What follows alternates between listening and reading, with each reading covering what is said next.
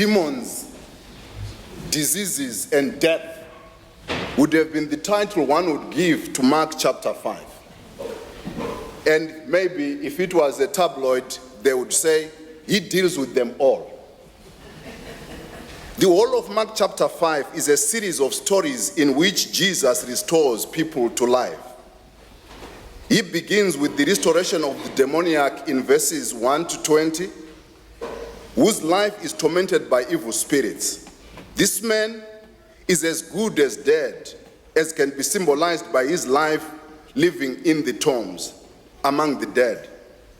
Jesus moves from this Gentile territory where he heals the demoniac to the Jewish regions where he restores the life of the two female persons, one older woman who has suffered with bleeding for 12 years and a young girl who is just 12 who is about to die. The stories give a picture of Jesus as one who is endued with divine power to restore lives for both Jews and Gentiles, men and women, young and old.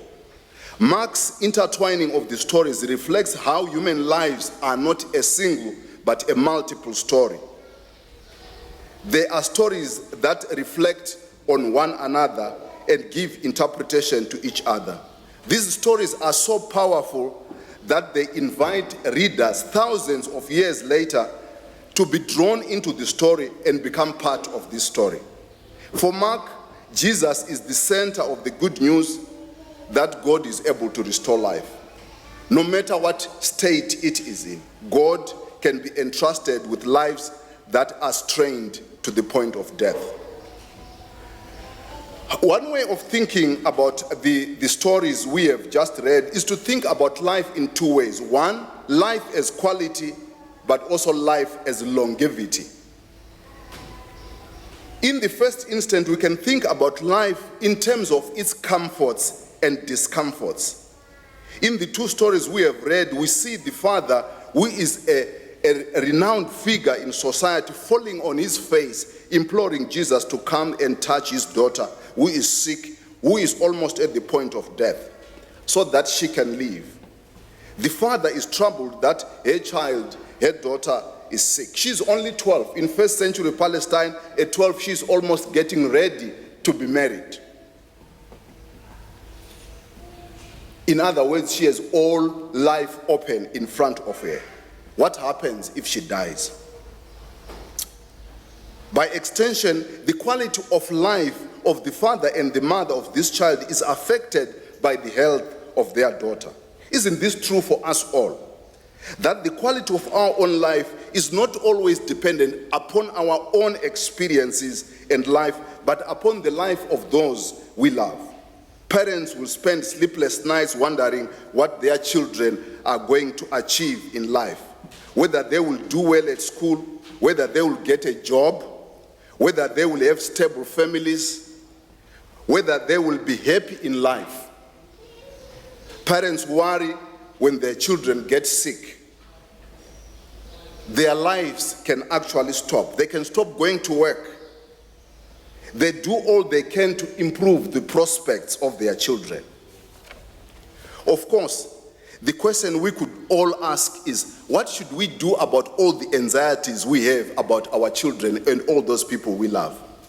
There are many things we can do to support them materially and maybe by words. But Jairus gives us one good example. What we can also do on behalf of those we love is to implore God on their behalf. We read in the Old Testament the man by the name of Job, who would rise early in the morning and offer burnt sacrifices for all his children, according to their number. For he said, maybe they have sinned and cursed God in their hearts. He would do this every morning for each one of them. By imploring God in prayer for those we love, we admit that actually we are not able to guarantee fullness of life for them, even if we wished. Only God can. Of course, we do not necessarily solve all the problems of the qualities of life simply by prayer for those we love. But through prayer for them, we reach the level of resilience that makes us find hope for ourselves and for others. The woman who has suffered for 12 years is a very good example in the story we have read. Her health condition had implications for many, and it had implications for many aspects of her own life. First, such bleeding should have made her feel very weak physically. She would have suffered spiritually and socially, as she was considered ritually unclean according to the Levitical law. As such, she could have been suffering from social stigma. When my daughter asked me, what are you going to preach about? And I told her about this story and told her about this woman who was bleeding for 12 years. She looked at me and said, this is terrible. Of course, she knows what it means. Indeed, this was totally a difficult life. She had lost her financial resources in order to find her way back into society. The good news was that she had heard about Jesus and that she thought she could get to him and find her healing. However, she still felt there were some challenges to access Jesus, since she could not get to Jesus without defiling people on her way. She was also afraid that she could defile Jesus himself. But she gathered the courage and considered that God would understand her plight and God would allow her to transgress the Levitical laws in search for a healing. Her theology had advanced beyond many of the Pharisees. She believed that God could pardon her for this one particular occasion for her healing. She got there and she got what she was looking for. But she did not go unnoticed. Like Jairus, she fell on her face to disclose her condition, but also to appreciate what had happened to her life. You can imagine what everyone who was around Jesus was feeling. What has just happened? Did this woman just pass through me to get to? Did this woman just touch me as she was getting to Jesus? Am I now defiled? Is Jesus also now defiled? But Jesus is aware of their anxiety. I can imagine as Jesus is saying, my daughter, your faith has given you life. Go in peace and you are made whole of your affliction. He is not only talking to the woman, he is also addressing the audience. He is saying to the crowd, even you, your fear of contamination is addressed. You are freed from your afflictions. For Jesus, this is commendable faith. What really touches and moves Jesus to pronounce this new restoration is the trust that this woman puts in her and the understanding that God will overlook what could have been the ritual regulations of her day. It is in this hope that her qualitative dimension of life is restored. Things may have not been what she had wanted all along. She could have suffered for all these years. She could have been embarrassed that she had been discovered. But the joy she experienced through this breakthrough is amazing. It cannot be uttered in words. But it is when Jesus and everyone around her are in the middle of celebration of what has just happened that another story interrupts.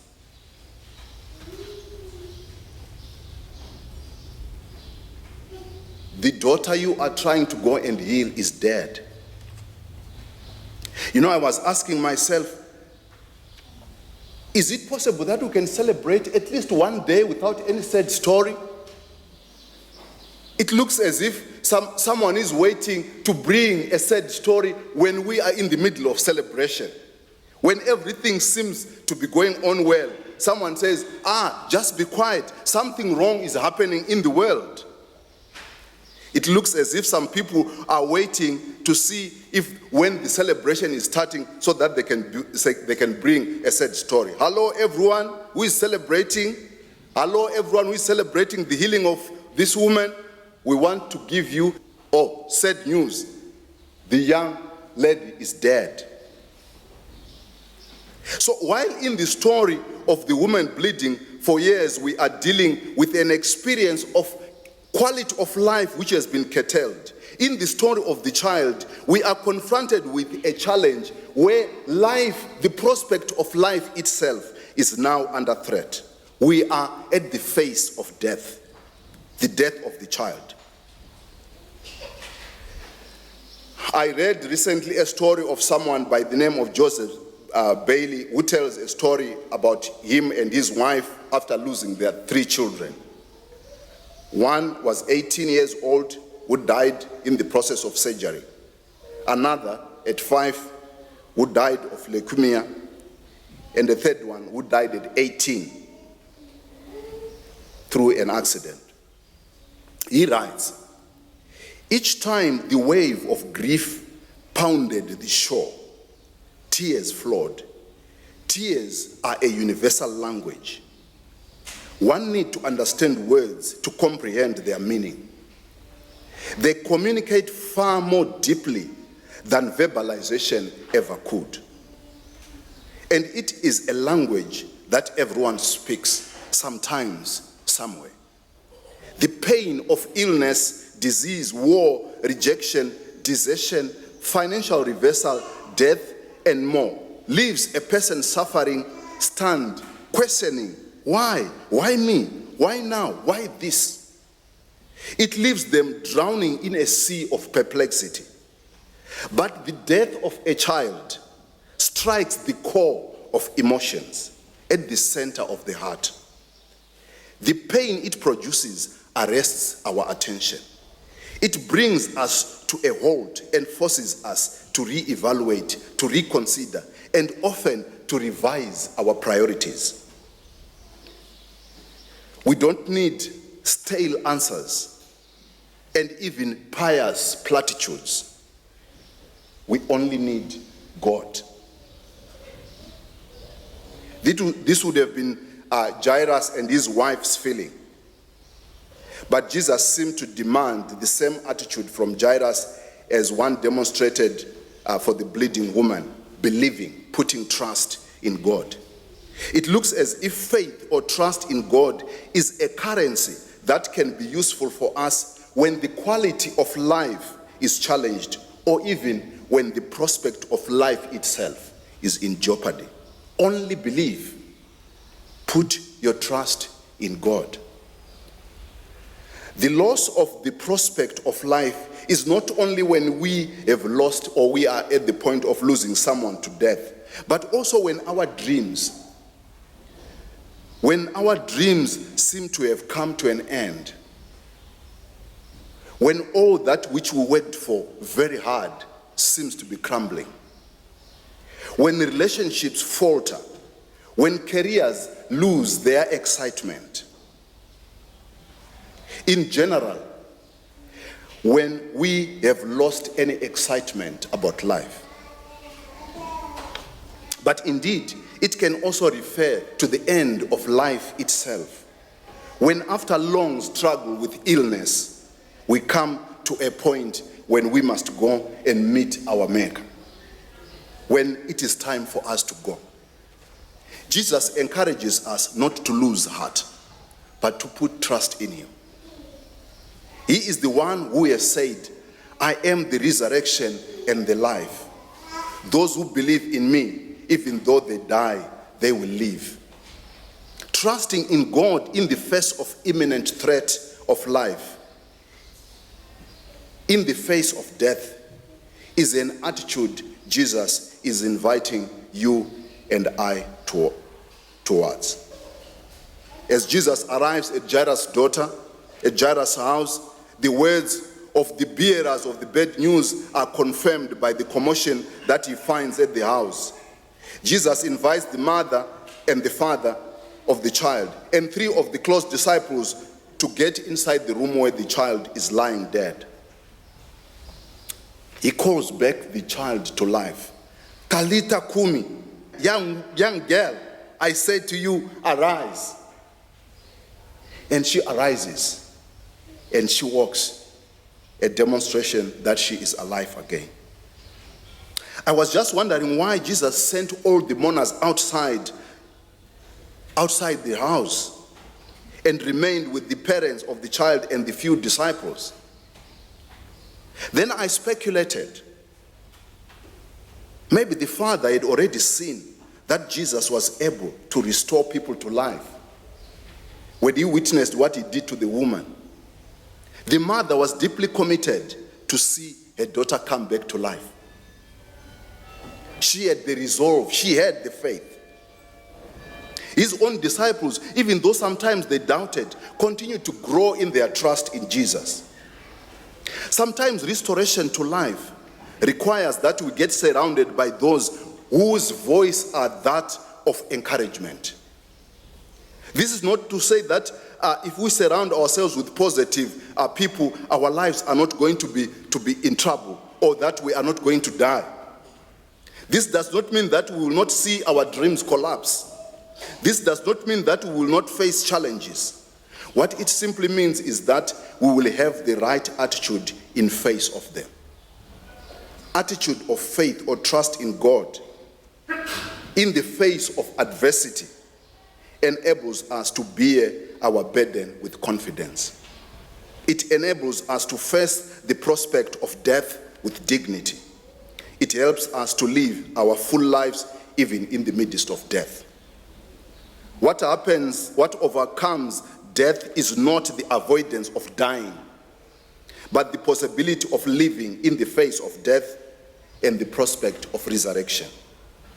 Without God, we die several deaths when a single dream fails.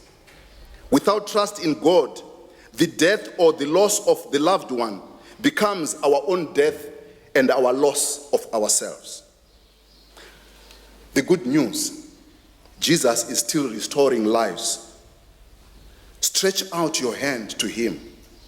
He extends his own hand to you. Walk with you up to the point of death. Amen.